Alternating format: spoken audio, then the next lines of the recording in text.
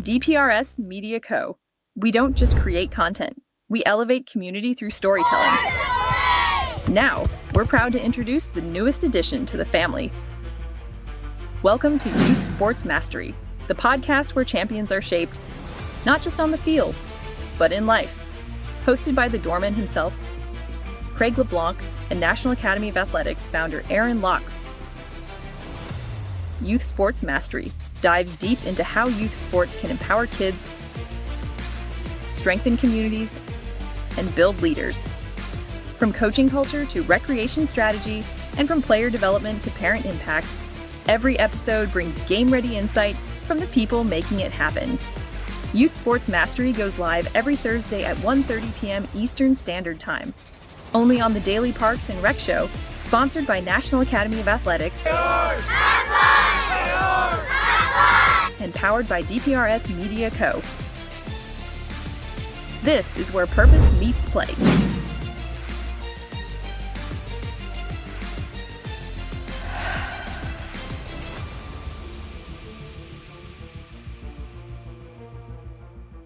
Yeah, let's do it. How's everybody doing today?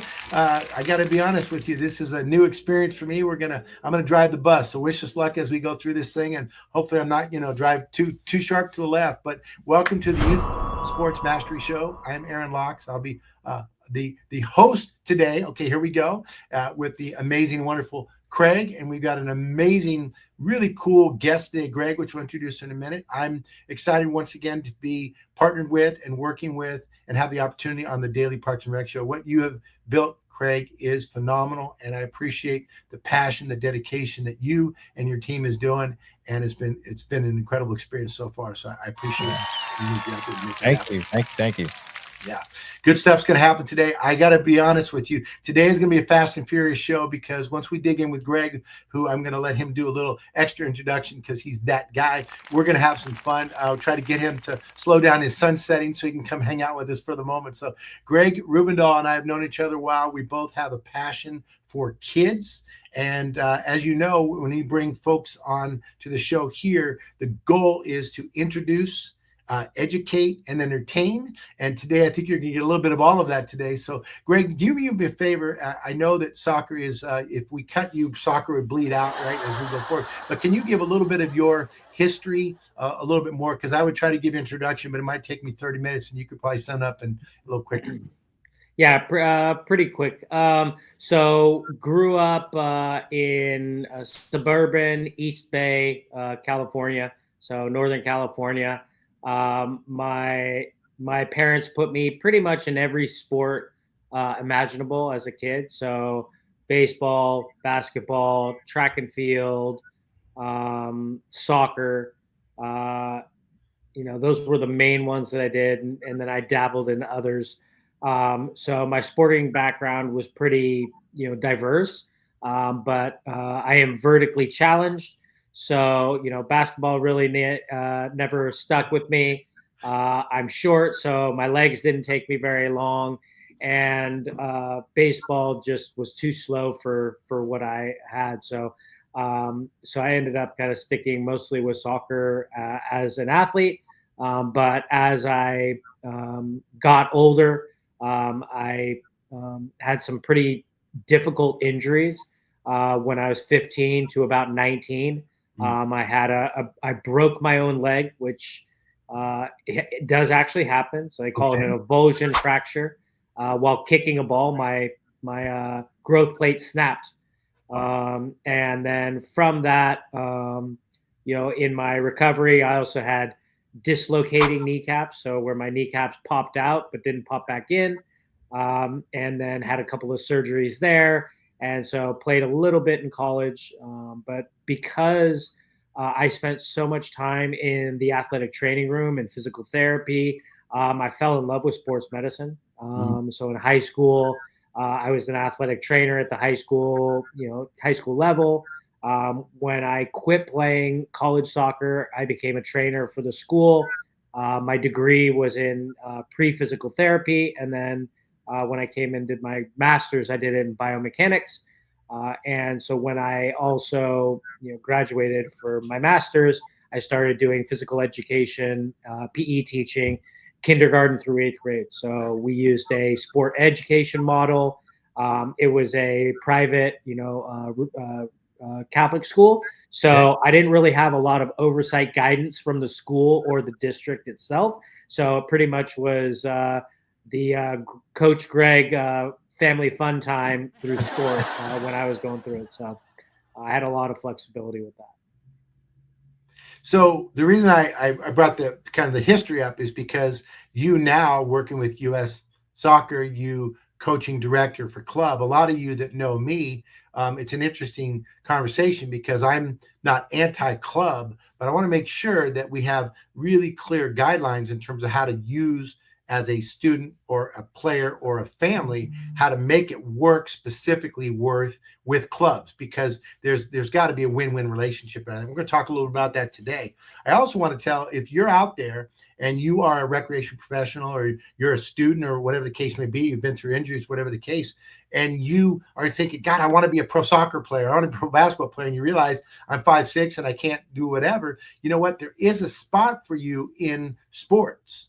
Right? There is an opportunity to make a career out of it. I'm doing it. I've over 4 decades, and Greg has done it. And so the opportunities are there for there. So we want to let you know. Now, that being said, you do have to find your niche, and the better you are at it. But how did you get into coaching, Greg? Like I know what worked for me, but how did you even get into coaching? Like I totally get what you said, and I see what you've done. But let's jump into that, because there's a lot of coaches that watch this. How did that even start for you? Yeah. So right at the time that I was rehabbing and I had my broken leg, I was 15 years old. My sister is 10 years younger than I am. So I was assisting my mom with her recreational soccer team, Barney's Backyard Gang. You probably have heard of us. Very, very good U5 team out of Concord, California. Time out a second. We got to talk about that. He's joking, but I want you to hear what he just said, because right now this is the issue, right? Yeah. Right. U5, and he's joking, and I get it, Greg. I just want to make sure they understand, right? Okay, backyard, just having fun. But there are people out there right now that are saying your kid's under 5, and we're going to get him a college scholarship. And we're going to drive that bus, and we're going to, and again, we're going to dig into more. I just want people to hear what you just said, because it's an inside joke, but I want to let them know inside, man, because that's the real deal. So thank you for bringing it out. Yeah. Thank you for bringing it out.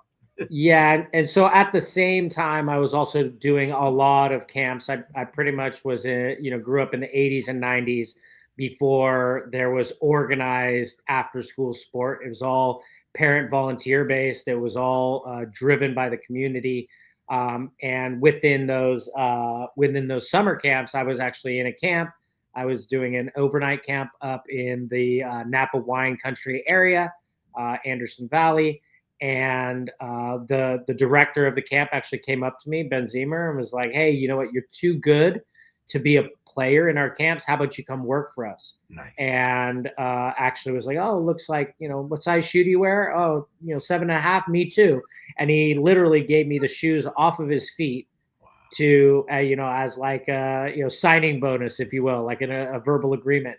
So, so that's how, I kind of got it to help my mom with her, running and managing my little sister's team, and kind of keep myself busy while I was doing rehabilitation, but then also turned it into a summer job. And so I worked those summer camps, for 8 to 10 years in different capacities. Went down to Los Angeles. I was going to school at Loyola Marymount, and I did after school programming for a soccer specific company.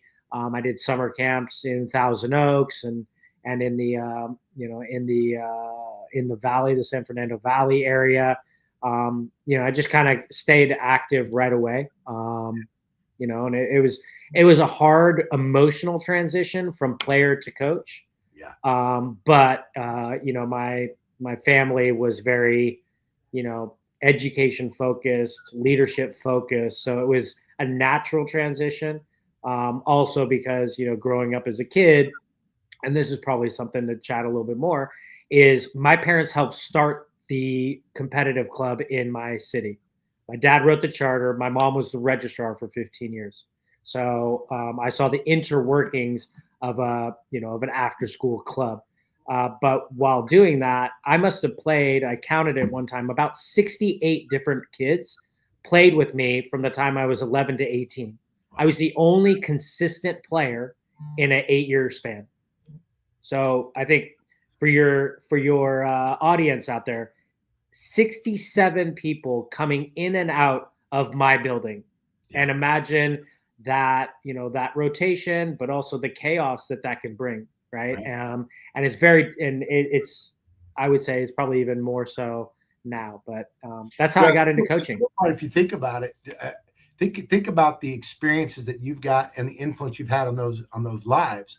Getting back to coaching for a second. So Z Soccer, the Zemer brothers, if you're Northern California, if you're a soccer, that's soccer royalty right there. So you went at it, right? So that's awesome. So you've got it. I mean, you've got it innately from your family, and you love the game of soccer.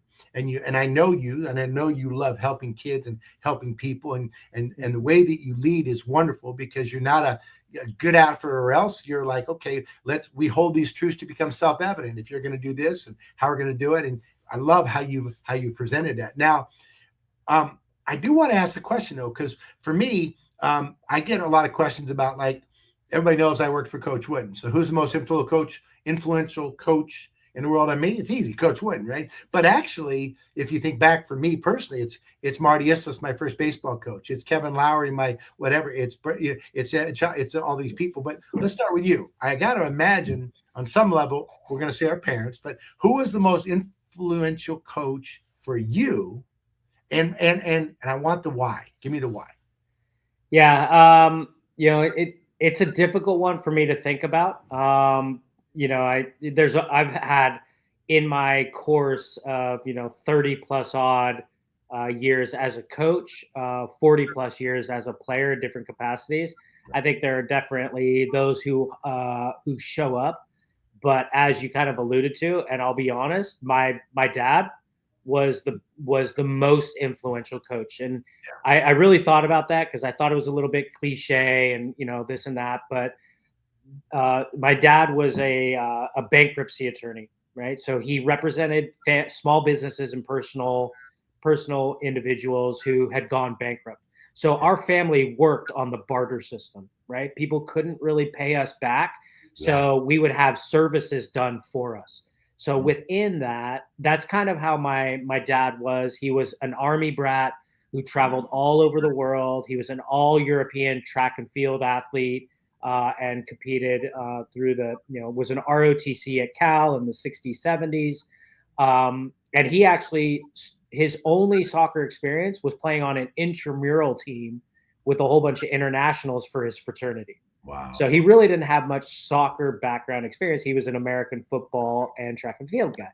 Okay. But within doing that, the way he organized, because he knew nothing, but he studied everything. I mean, he would have me learn Latin. He would, he was a teacher. He worked at the different universities teaching bankruptcy law and different aspects of that. So he organized himself, and he would really be very, very intentional with the knowledge he searched for. He organized. He had chapter. I was just thinking about this. He had like 15, 20 chapters of different ideas and concepts and within that had news articles of our team as we went through our experience, because this was back when social media didn't exist. Your team got into the paper, and he would have those clippings, and there was just a lot of very unique, interesting team building things. And probably the one that I remember the most, because I was thinking, what kind of triggers me, is he coached my high school team. So he started coaching that in 1989. I was 10 years old. He finished, he retired when my brother graduated in 2001. So he was the head coach of a varsity team for 12 years. Yeah. I remember, every year he had an award that he called the Ruby Doobie Award, which was not the MVP of the team, but it was the most inspirational player within the team that, really, personified what he believed to be, the most important player off the field and in the team culture. So the Ruby Doobie Award. So he retired in 2001. I went to college, grad school, came back, and in 2005, they had 6 coaches in 5 years at my high school. Wow. And so I had decided, you know what, I'm going to go live the legacy. So I stepped in and coached for 3 years there at the high school. And it was a low income Title I type of high school. It was, for those who know Northern California sport culture, it wasn't De La Salle or Carondelet. It was Ignacio Valley, the school behind it. Got it. So literally an example of the have-nots in a very big sporting landscape. Right. And so I instituted the Ruby Doobie Award. So I re-stoked it, and I still have players and colleagues and coaches who, they call me Ruby Doobie. Oh, it's Ruby Doobie. What's going on?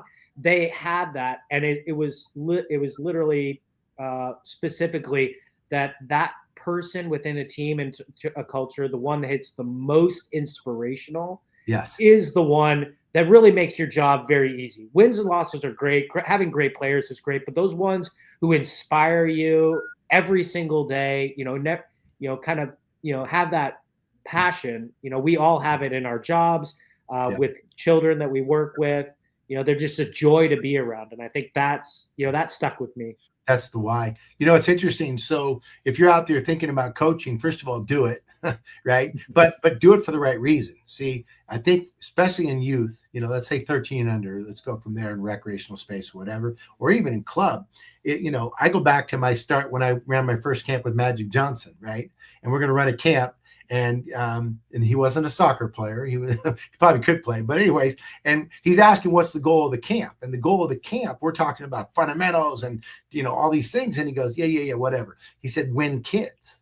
And that's why, Greg, I think what you're talking about is the Ruby Doobie Award is about winning those kids and inspiring them and rewarding them for their effort and their attitude and what they bring, other than just being the best player. You know what I'm saying? Mm-hmm. Especially in youth, because that's going to fluctuate as they go forward. And if you can inspire a child, right? If we can inspire them to want to play next season, to want to add, that's a big deal. So let me ask you this. You and I talk a lot about this over the last since the pandemic, but you're involved with youth sports, right? You're training the coaches, you're training the trainers, and that's big. And by the way, I think that's a huge element. Besides training the coaches, what are things that you think that you're seeing in youth sports that are the big challenges today? Because I think we got to address the elephants in the room a little bit, but we're recognizing that 30 years ago, 9 out of 10 kids played a team sport at least once a year. And now, according to Project Play, it's only 5 out of 10 kids. So what are you seeing out there in your space? I know it's primarily soccer, but what are you seeing as to what's the issue? Yeah. I think it's a multi-factored thing that I would say. First and foremost, the eradication of physical education as a actual discipline in elementary, middle schools, eliminating those and making those less accessible has been a huge issue.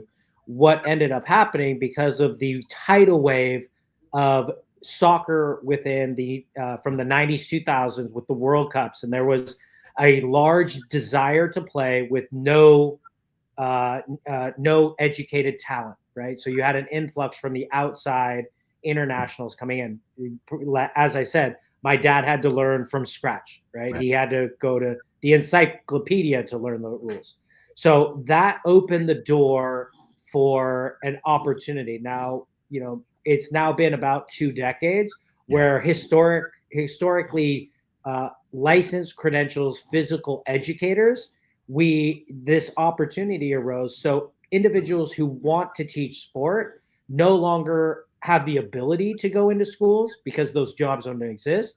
And they don't have to spend 2.5, 3 years getting a credential because they can start and open their own businesses and create that. So whereas soccer was the first to market probably in the late 90s, early 2000s, everybody else has started to catch up with running and understanding, hey, I love this sport. I want to share it with other kids.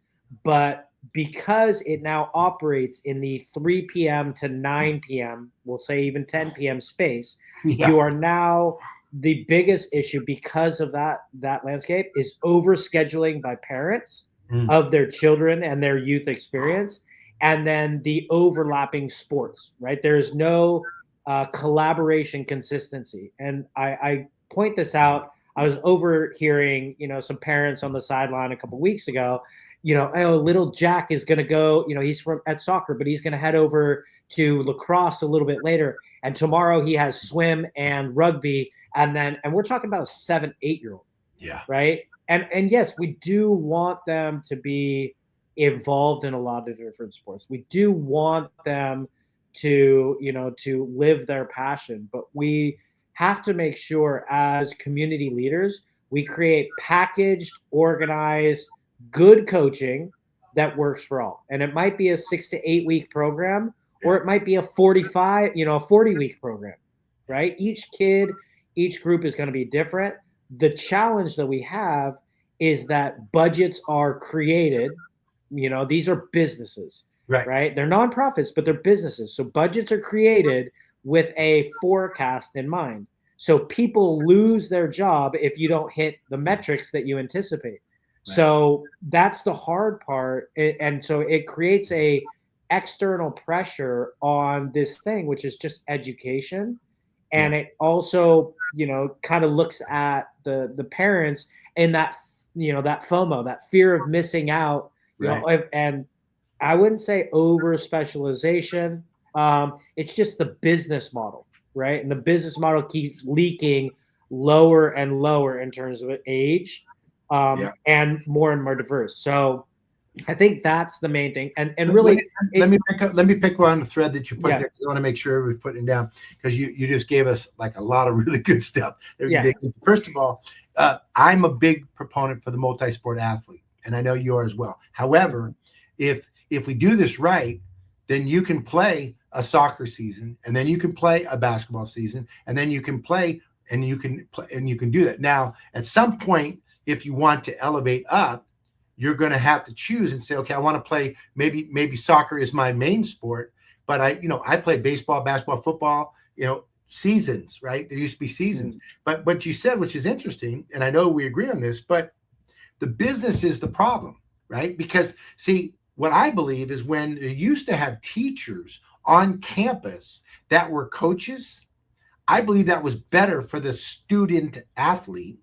There was teaching, and like you said, now the budget's been cut. Physical education is now a multi-subject teacher has to put that together for them. It's not as specialized. It's not the same level that it used to be. So it doesn't ingratiate folks. I know it's a big word, ingratiate these kids and these families to take advantage of this. So let me ask you this. On the business model, the reality is it's an $87 billion industry, youth sports, right? The National Cav Athletics, I'm in the youth sports industry. I choose to stay in the rec sports space because I think that's where the need is, and we can have this biggest impact.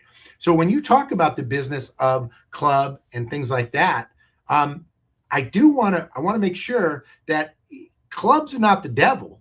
Clubs can be done right, but man, I need you to preach a little on that, man, because you've done it right. So give me a little bit. I know I don't want to piss all out there, Mr. Lewis, but give me a little bit, because I think it's really valuable and important. If you're listening out there and you're a club guy, understand I'm not anti-AAU, right, for basketball, but if there is a time and a place to be done right, because if it's done where you're focused on the wins of the games rather than development of the child, body, mind, and spirit, we're making a mistake. I'm done preaching. Go, Greg. All right. So 2 documents for everybody who's a program director or leader out there that they need to pay attention to. Look in whatever state you're in, but California physical education standards. And these are grade by grade metrics that even as somebody who has an advanced degree in kinesiology is still very difficult to understand and even harder to integrate. This is the challenge that every teacher in your children's school is grappling with to hit all of the metrics. It's very difficult. There's a lot of things. So the crossover, especially at young ages, it has to be a comprehensive movement experience. So whatever the sport is, the ball, the shape of the ball, the equipment doesn't matter. It really doesn't. It's a matter of, movement and having a diverse learning experience. Now, I prefer soccer. Okay. It's just what I've done, but that's not to say I didn't play everything else. Right. I just have a love, and it was more cultural. I grew up in a Latino community. I learned Spanish at 10 to talk to my friends and their parents. Right. So that was it was cultural as much as anything else. So that's the first document. Then the second is the long-term athletic development model by Tudor Bompa. And understand, this is the progression of children. Now children, in terms of youth development, psychological, psychomotor development, there are key areas and metrics that you need to hit. From 6 to 12, they call it the golden age of learning. This is where from your first fives, right? Your first 5 years, right. Try and teach your child multiple languages, right? Because they can absorb language very, very quickly because they're just learning it. From 6 to 12, this is when the movement experience starts to, they're actually articulating with the physical world, right? And so through this is a really important time that they're doing a lot of things. Now, the problem, is we live in a technologically sensitive world, right? The number of children who are being raised on a phone screen to keep them quiet while their parents try and have a little bit of peace is astronomical. So we are wiring children's brains in a way that has never been done. So when you're working with kids, you have to understand they are highly distractible because they have a small singular focus. Right. Right? And when we were kids, they said, go outside and play. Right. Yeah. And we figured it out ourselves. We created, improvised, we played, we figured ourselves. So now, and I'll tell you what, that's why my talk, teach, play system, right? That's why it works, because nothing lasts longer than 15 minutes. So it's quick to that point. And so if you're getting people out there coaching and teaching, they've got to make it, again, we jokingly call it fittertainment, right? Fitness and entertainment. You've got to keep it engaging for these kids to stay, and they want to enjoy what they're doing, right? And I would say, even because of they are a TikTok generation now. So we're talking about visual bits of information from 5 to 10 seconds that they're processing through things. So they're learning things in a really almost a photographic type of way. And that's how they experience the world. So anything that's slower than that is going to frustrate them. It's going to bore them. So you do need to be high energy, high energetic. And so, that's what I would say in terms of an understanding of child development. Yes. We have most people who get into the business of sport are doing it, A, because they know they can make a profession out of it, B, because they love the sport. What the problem is they are not professional teachers, right? They do not understand pedagogy, andragogy, sport development models, biomechanics. They don't have to go through that because they've gone through it themselves. And then them as coaches, they become frustrated. Well, how come you can't do this? Well, this is something that was taught to you over a decade or more of time, and probably through a real rigorous trial and error process that you discovered. But kids nowadays are not patient enough for the trial and error process. They don't have to. They get frustrated. They give up and they move on. Instant gratification, or reset the game, right? And play the next one. Absolutely. Do you feel, I feel like it takes a village to raise a child, right? I've preached that, right? I wonder if we talk about it, that thinking about cities, municipalities, the club space, or whatever we want to call it, and the schools, right? Because you've worked with all of them on different levels. Mm-hmm. Talk about collaboration. I think, to me, the best cities, we've got 350 cities we work with, right? In different communities throughout the nation. And when we're working with them, I find the ones where there's the joint use agreements between the schools and the cities, and the partnership with the clubs and the rec, and it's all kind of managed together, where everybody's kind of figuring it out, and they come together for the common good, and there's balance between the elite and the beginner, and the whole piece of that. I'm wondering what is your thought on that? Because I know that we've talked a little bit about it, but I'd like you to articulate a little bit more. And if you notice, guys, I bring on really smart people that are way smarter than me that use big words, and I have to look some of these things up myself. So I'm gonna have to play this one back later. But it's good stuff, man. Really good. I appreciate it. So talk about collaboration. Let's talk about that. Okay, so there's one thing that an American child is required by law to have, and that's an education. Okay. Right? By law, they are required to have an education. So that's the location singular source that all children are going to be.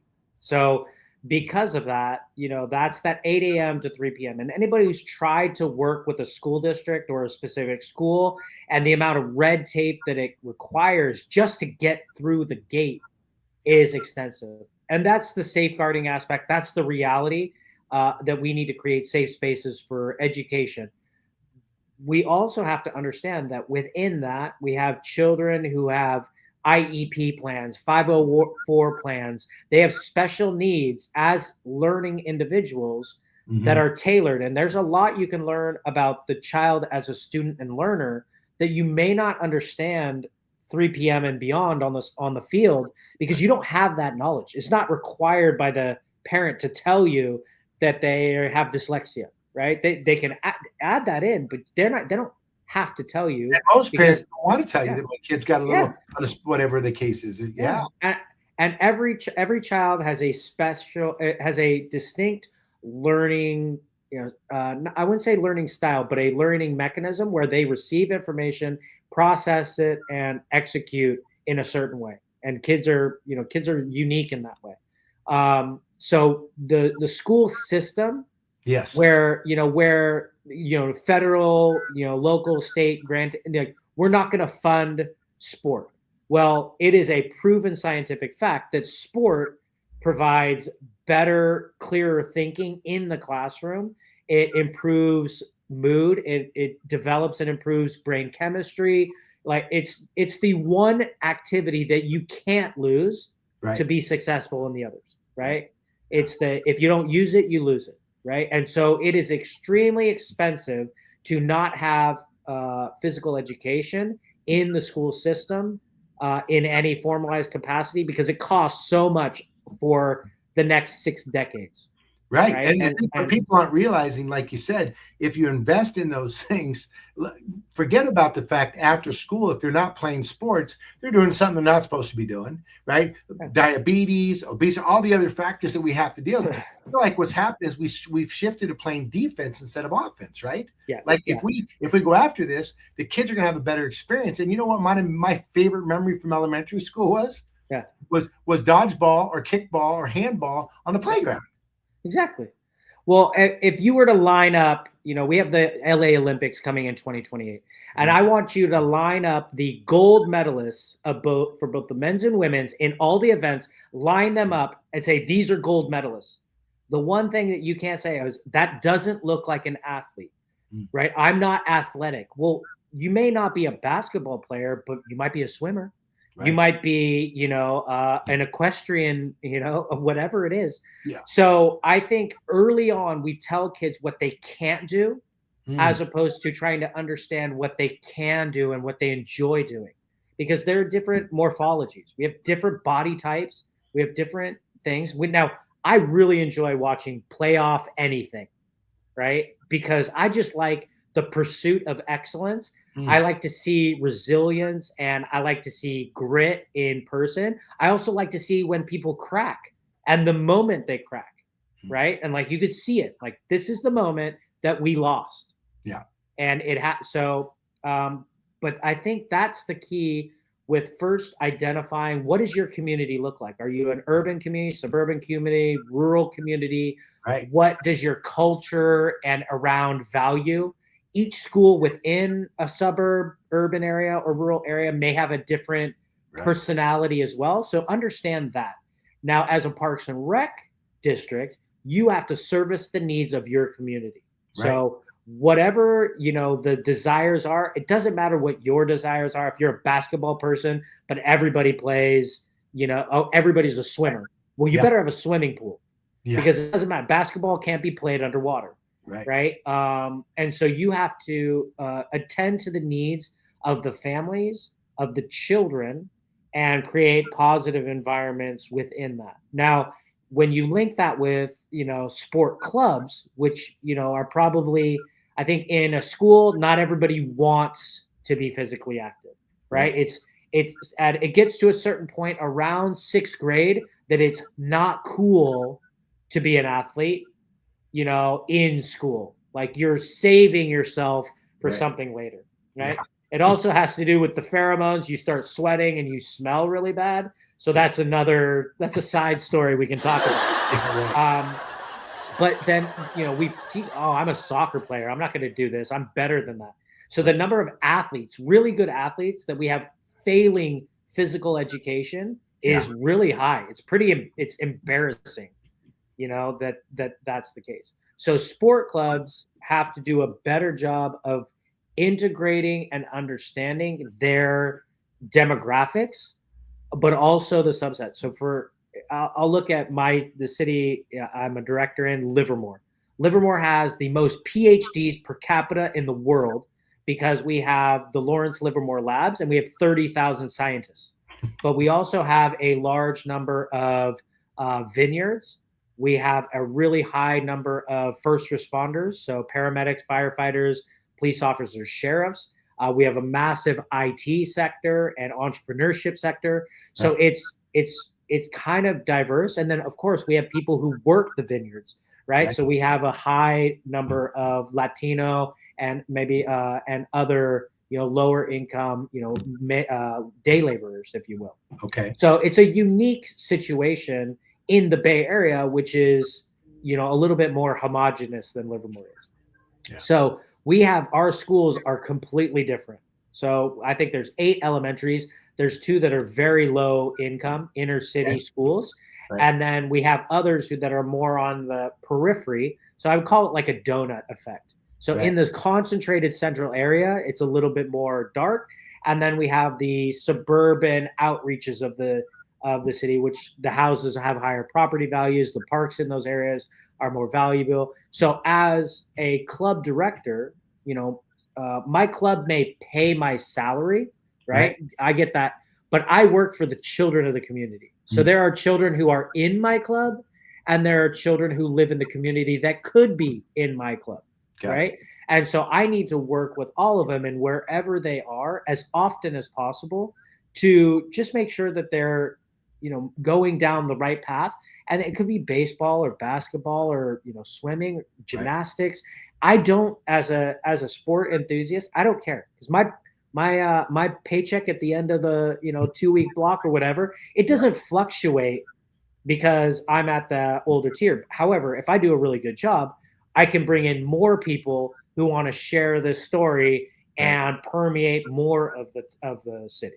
So clubs need to articulate with schools and Parks and Rec and not look at them as competitors, but we are allies in this whole landscape. In the club soccer world, recreational sport is really looked down upon. And these are parent volunteers, but I would say that I have a very educated parent group now because they all played soccer at some capacity as a child. Right. That was not the case when I was a kid. No, not at all. So they are much more savvy. And I think that there's a real high arrogance with coaches, directors at club level, thinking they don't know. Well, they do. But they may not be as refined. Well, and if they don't know, then part of their job, I think what is really important to me is part of their job, and that's why I love what you do, is you educate, right? Your job is to replace yourself with other coaches and help these parents. And the parent relationship with their child when they're in that rec sport and they're going through the relationship, it's a wonderful thing. Now they can screw it up and a lot of them do, but it's such a great way to allow that bond between the parent and child. I coach my kids coming through sports and that's a part of the process. I think the key is what you said, which I really want to kind of drive home, especially if you're Parks and Rec professional.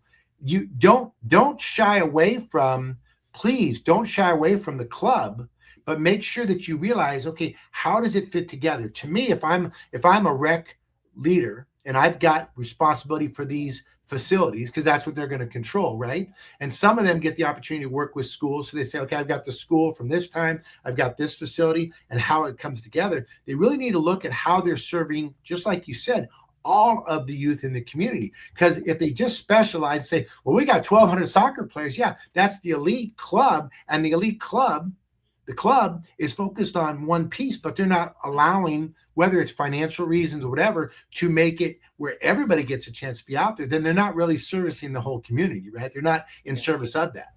Yeah. And so I'll give you a good example. With a Parks and Rec, one of their main sources of revenue is facility rentals, right? I was in Elk Grove. So Elk Grove is just south of Sacramento, huge 200,000 person city. But they had a sports council. So where they met with all the different user groups, and based on the size and the season of the different organizations, they had a lottery where everybody kind of went around and negotiated when to use the fields and the access to the different parks to satisfy the needs of the organization, but also to maximize the facility usage. And that actually kind of fell apart because it became, there were different sport organizations who were competitors who not everybody had the same, everybody was given, they went from a population size based model to a equality based model. So I have 100 people in my rugby club and I've got 4,000 in my soccer club. Each are thought of as equal. Well, 100 kids and 4,000, you need a lot different space. And they did it as an idea of equality or equity, but it didn't make sense. And so now you have 4,000 children squeezed into a postage stamp and 100 kids, with acreage for days. So it didn't make sense. Fast forward into Livermore, where I'm at, is we do like a request and then feedback, like, oh, it's available, it's not available.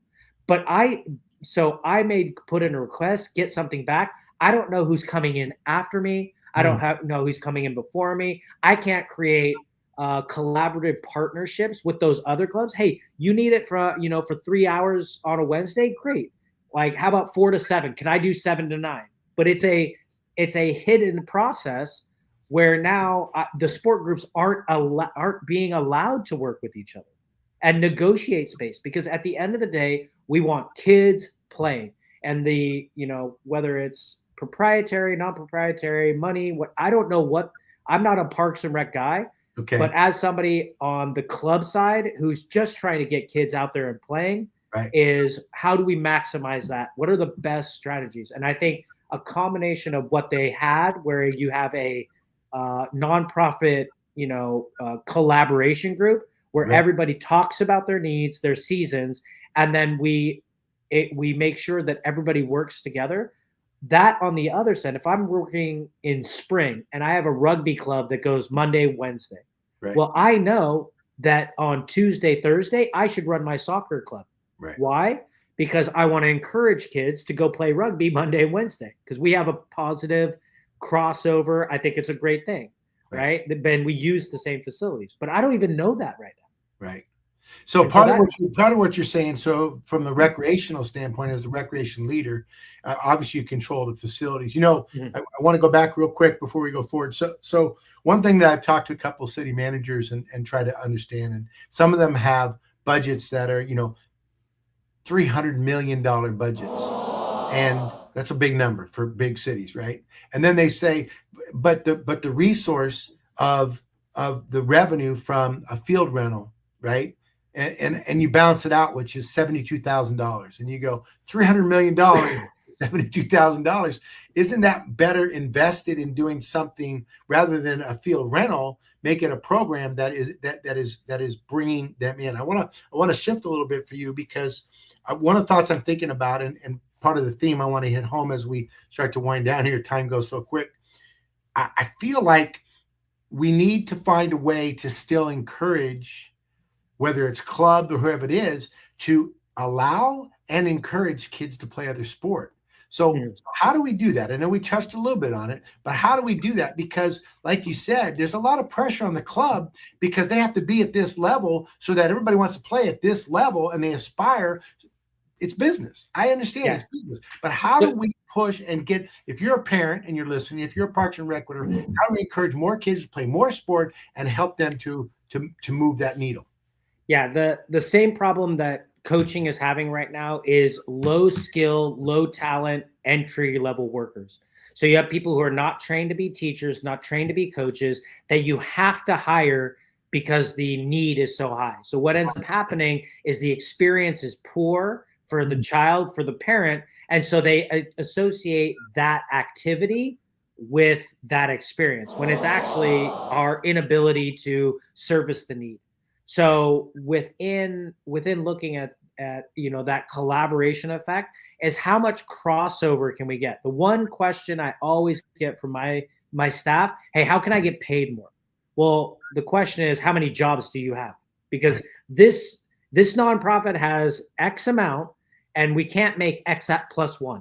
We don't have it, right? But you could have an X, you could have an X2, you can get other complementary positions in something like a Parks and Rec. So if, say, for example, we have some of our younger staff, we're training them as soccer coaches, but they have some expendable open hours to now work for the Parks and Rec. And so now you're doing a crossover of your workforce because they do the same type of job, just a little bit different. Right. Same thing with working in schools is, being a yard attendant or a recess monitor and helping facilitate play during recess, right? It's the same type of skill set. So again, looking at people in sport, right, as allies together, right? And at a Parks and Rec, programming level, at a rental facility rental level, and help. Parks and Rec has a huge possibility to negotiate the conversations with privatized clubs to get them on the same page. So you have that ability to just get everybody in a room, be like, hey, we're going to have a meeting and everybody's going to be here. Can you please just check your ego at the door, leave it over there, and hey, let's hear about you. Let's get to know what you guys are doing. What's great about you? And now everybody gets to learn about what's great about the other people's organizations, rather than us looking at it as a competitor. We're collaborating. Oh, you're in the All-Star Baseball? Awesome. Right? Oh, you're not going to be here for soccer, for the first month and a half. You're going to Cooperstown? All right, get me a signed autograph of blah, blah, blah. Like, you have to it's a multidisciplinary approach.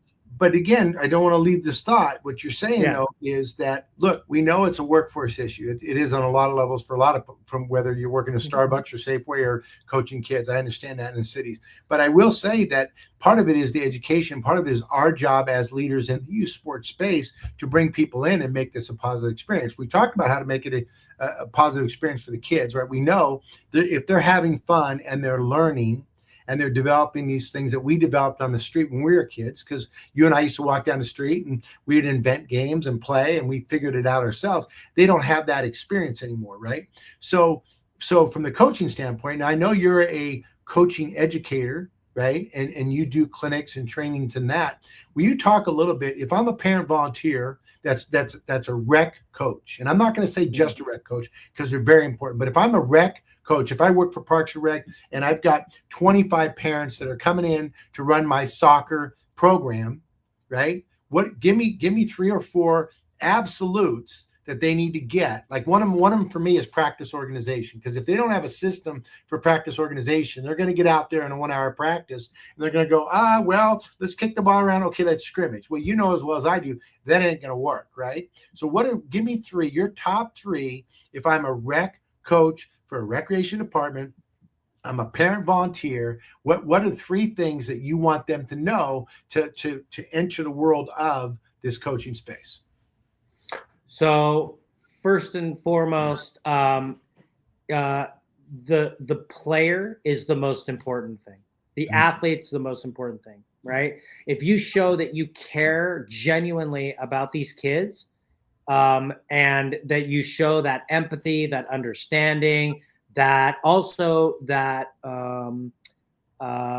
teaching resilience, accountability, and cooperation. So those core character values, and really what, those things that they can translate into any aspect, that's the most important thing. That's the power of a parent volunteer coach with young kids, because those kids are usually their child's classmates or community, leaders. So if you show you care about them as people, regardless of their skill set, right? Hey, and you acknowledge when they do well, you catch them doing good. I think it's really important, right? Because I think we all are too apt to finding the problems and the ones who are making our life miserable, as opposed to catch them doing good. Re-emphasize when you catch them doing good, whether it's because they made the right play, or because they're being empathetic, or because they're being a leader, or whatever those things are, like you say, we have to not just focus. I'm big on focus on the effort rather than just the result. But I love the idea you're talking about, where you're giving them opportunities to develop leadership and empathy and all these other things that makes them good citizens. We had Jim Perry on just not too long ago, and he was talking about our number one goal is to make these kids good citizens, right? And soccer is a great place to learn citizenship, right? And learn all these factors, right? And within that is being able to collaborate with one another, the kids, to create those bonds, right? It's social media has made us not more social, but less social with the world around us. We're attached to the world that is away from us versus the world that's around us. So we have to make sure that within that space, you've created that inclusion, that belonging, that camaraderie, that culture, and an identity from that, right? So identifying, hey, we stand for this term. So think of a word or an idea that you all stand for and you can get behind, right? When I was growing up, we had in Concord, there were these giant knitting needles, like 25 feet high, called the Spirit Poles, that ran through downtown. It was this art installation that cost like $2 million, and it was kind of ridiculous, and it was a big hullabaloo. Our soccer team was called the Concord Spirit. So when we would go in, summon the spirit. Everything that went with spirit and camaraderie, like we defined ourselves by that concept. We were the Concord Spirit in all sense of it. And it just came from something in our community.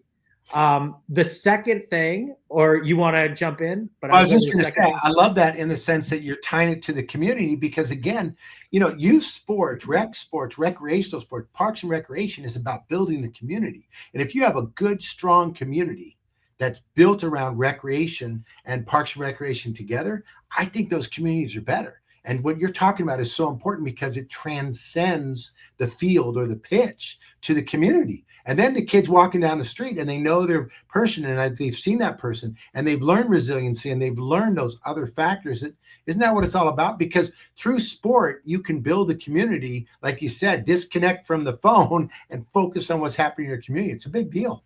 Yeah. Well, 68 other players wouldn't know that the Concord Spirit was named after the Spirit Poles.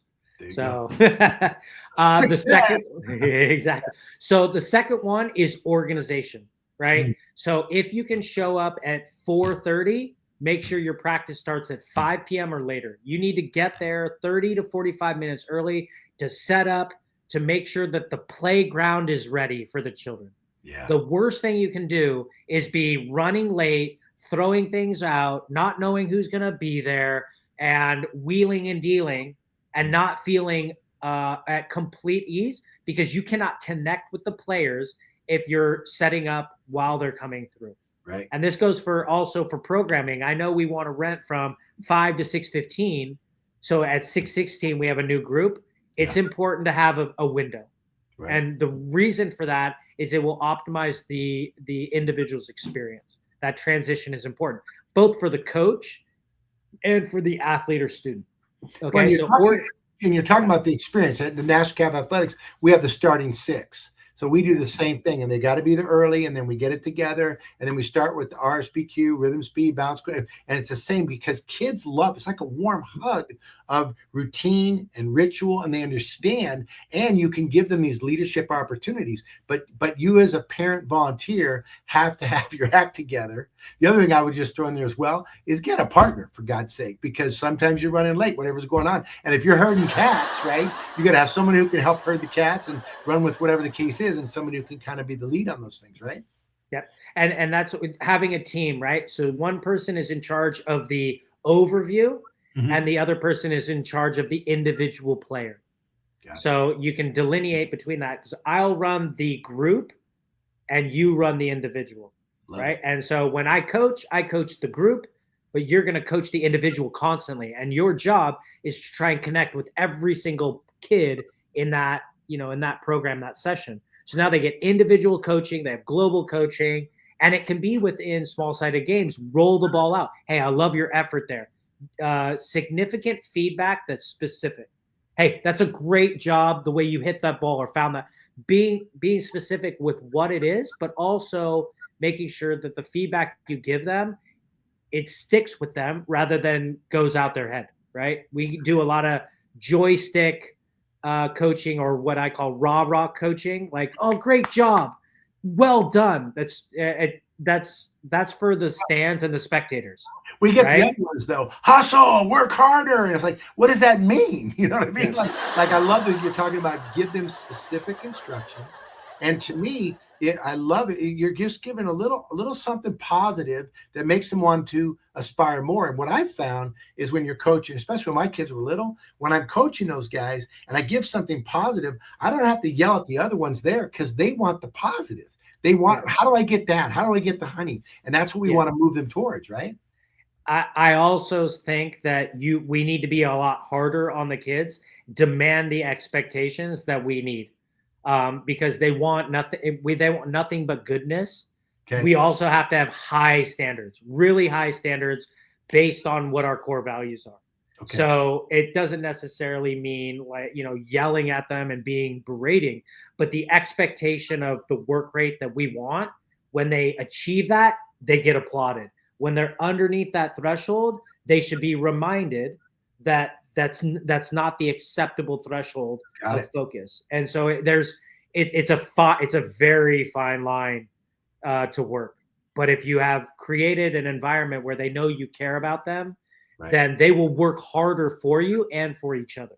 And the funny thing about that, when you talk about that effort component, which is really a cool thing to think about, he just said, if you're listening, even in rec or whatever it is, hold them accountable. Individual accountability is something that all kids need. And to me, what I've found is when you say to the parents, as an example, it's your child's responsibility to get their gear together and to the match. It's not yours, right? So if I coached and my best player forgot their cleat, the best player doesn't play that game because they didn't have the cleat. I'm not going to tell the parent to go get them. That's on you guys. But if we can give them the individual accountability, you know what's going to happen? They're going to forget that cleat one time. When that kid doesn't get to play and the parents actually buying and say, okay, here's what it is, they don't forget that cleat anymore. And those are the valuable lessons. That's part of this process, because you said it earlier, man, we're teaching everything. We're not just teaching the sport, right? Yep. Hey, nobody wants to be a shoeless Joe Jackson. Absolutely. Hey, Greg, I know, man, we're running up against the clock. I want to make sure a couple of things. If people want to get in touch with you or find out how they can connect with you, and I know you're everywhere, right? But and I know you've volunteered a lot to help a lot of people, and you've helped a lot of coaches. What's the way that they should be able to do that? Because my guess is that your phone or email or social media is going to be ringing. How do they get in touch with you? So LinkedIn, so Gregory-Rubendall. So my name, pretty simple. Facebook, and then via email. So gnr.coaching@gmail.com. Those are probably the three easiest ways to get a hold of me. I'm here to help. I think we have a very challenging tomorrow. So we have to prepare today. Yeah, man. So give me your big takeaway from today, besides the fact that we got to hang out. What's your takeaway? I always like to ask. Oh, big takeaway. Big Yeah. takeaway. You know what? I think it was a realization of this articulation between school, Parks and Rec, and club sport. I think that triad, our job is to care for our children and our future collectively. And right now, all three of us are trying to do the same job. Right. So I think we have to admit that we don't do it perfectly, but together we can create a comprehensive experience for our children and our families, which is more important than any dollar amount that we could ever have. And you know what I love that you talked about that, because I'm just going to jump right in that lane. I'm in the same space, which is awesome, is the fact that if we are willing to work together, right, whether you're a club, a recreational program, a Little League baseball program, a music, whatever it is, whether it's sports or other areas, if you work together, like you said, with we'll call it the player-centric or child-centric first, right? If we put them first, we're going to have the best chance for success. And to me, measured success is that the kids have such a positive experience, they want to keep playing, and they become these amazing little, not just athletes, but human beings, the ones that we want to see on the street and say hi as we're going down in Concord. And we got the spirit, man. We got the spirit. Yeah. Well, and to not be afraid of failure, right? So as we go through, this isn't an easy thing that we're talking about.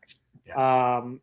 Breaking down those walls, trying to, I would say, forget about this is how we do it. Yeah. If it's the best way, great.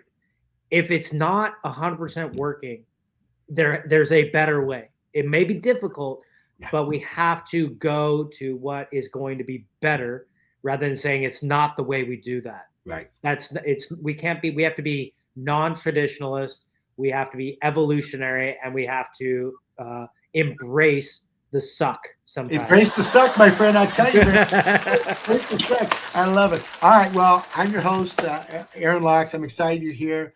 You guys that have been paying attention, catch me at nationalacademyathletics.com on all the social medias, of course, on LinkedIn. We'd love, keep the comments coming in, man. The feedback has been wonderful. If you're somebody that's got something you want to share, let me know. We are booking. We've got about the next 6 weeks booked out, but come on, Greg. I know I'm going to drag you back in again at some point as we move forward. You got me. Yeah, absolutely. I will say this, that thanks for spending time with us today. And thank you for those that are watching on the Youth Sports Mastery. We talk everything youth sports, and we always love to talk, teach, and play. Thanks, everybody. Have a great day, and we'll see you down the road. Thanks, Greg. Thanks, Aaron. At DPRS Media Co., we don't just create content. We elevate community through storytelling. Now, we're proud to introduce the newest addition to the family. Welcome to Youth Sports Mastery, the podcast where champions are shaped, not just on the field, but in life. Hosted by the doorman himself, Craig LeBlanc, and National Academy of Athletics founder Aaron Locks. Youth Sports Mastery dives deep into how youth sports can empower kids, strengthen communities, and build leaders. From coaching culture to recreation strategy, and from player development to parent impact, every episode brings game-ready insight from the people making it happen. Youth Sports Mastery goes live every Thursday at 1:30 p.m. Eastern Standard Time. Only on the Daily Parks and Rec Show, sponsored by National Academy of Athletics and powered by DPRS Media Co. This is where purpose meets play.